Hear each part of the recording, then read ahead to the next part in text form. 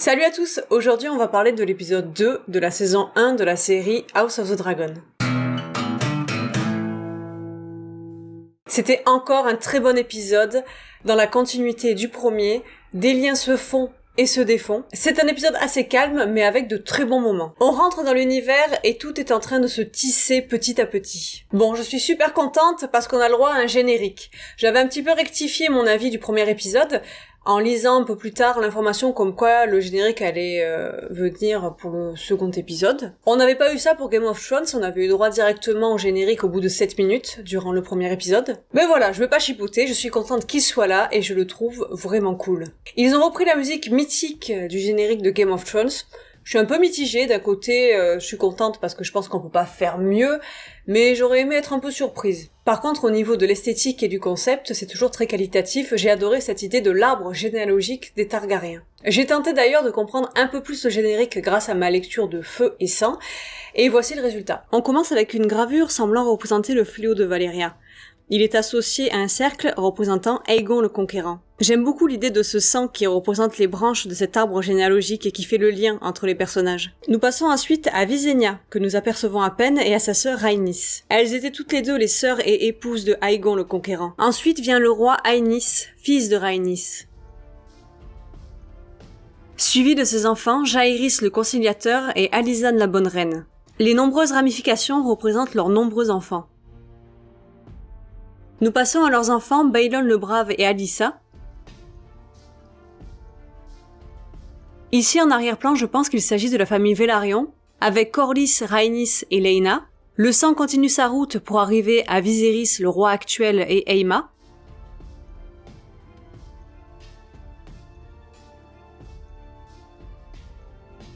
Ici très rapidement on peut voir Daemon.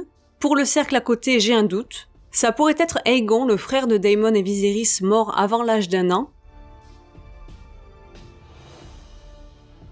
Puis au final, on arrive à Rhaenyra.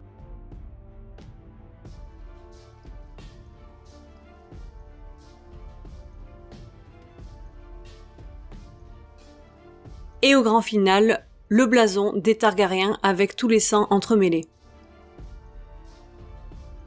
L'épisode commence avec une séquence bien malaisante, là, tous ces petits crabes qui grignotent les soldats encore vivants. Moi, ça me fait un retour de traumatisme sur l'épisode de Love, Death and Robots sur Netflix. On découvre qu'il y a une ellipse de 6 mois après le premier épisode. On découvre que mon petit Daemon a pris Père Dragon, épouse. S'ensuit une séquence intéressante sur l'ambivalence de Rhaenyra, qui veut avoir l'air d'une future reine forte et puissante, mais en même temps, elle reste encore une adolescente. C'est-à-dire qu'elle va choisir Criston Cole, soi-disant, voilà, pour ses qualités militaires, mais on sent qu'au-dessous, il y a un petit crush adolescent qui est en train de se former quand même. On sent clairement qu'elle a pas envie d'avoir quelqu'un pour la protéger. En plus, il y a le regard au loin de Rhaenys qui est là un petit peu, t'as un fantôme pour lui dire « Tu seras toujours un petit peu à ma place, ma vieille ». J'aime bien le développement autour de la petite bulle de Viserys, là, cette pièce où il fait sa sculpture de Valyria. C'est un endroit où il aime se retrouver, j'ai l'impression qu'il rêve un petit peu d'un temps passé, un petit peu fantasmé, plus féerique, mais tout le temps avec cette sorte de menace, de malédiction qui pèse au-dessus quand même de cette sculpture, de cette Valyria. Viserys, on sent vraiment qu'il est tiraillé entre son devoir de roi et son devoir de cœur. Pour la stratégie du royaume, il devrait épouser la jeune Laena, mais on sent qu'il a beaucoup d'affinités avec Alicent. Et c'est super intelligent cette complicité qui est créée entre Alicent et Viserys, avec le fait voilà qu'elle voit que quand sa petite statue de dragon est cassée, ça le touche beaucoup,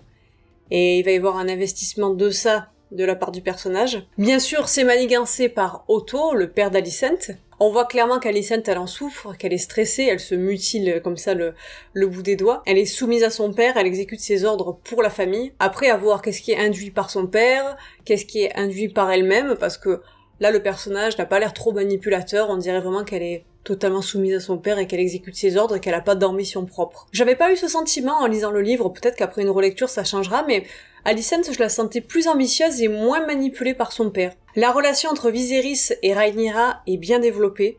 On sent cette froideur entre les deux, ils n'osaient pas se parler, donc ça doit faire au moins 6 mois la conversation était complètement vide. Et là, il y a quelque chose qui est en train de se recréer petit à petit. de se relancer. La métaphore de la scène où le maître soigne le roi avec des vers est intéressante. On voit que le roi est en train de se faire grignoter la pourriture du doigt par des vers, mais quelque part ça représente aussi ses propres conseillers qui le grignotent petit à petit, qui se nourrissent de ses faiblesses, de la pourriture de son âme. Rhaenys, elle met en garde Rhaenyra sur ses ambitions. Elle est en train de lui dire que tout ce qu'elle va faire, elle sera forcément bloquée par ce monde qui n'acceptera jamais d'avoir une femme en reine.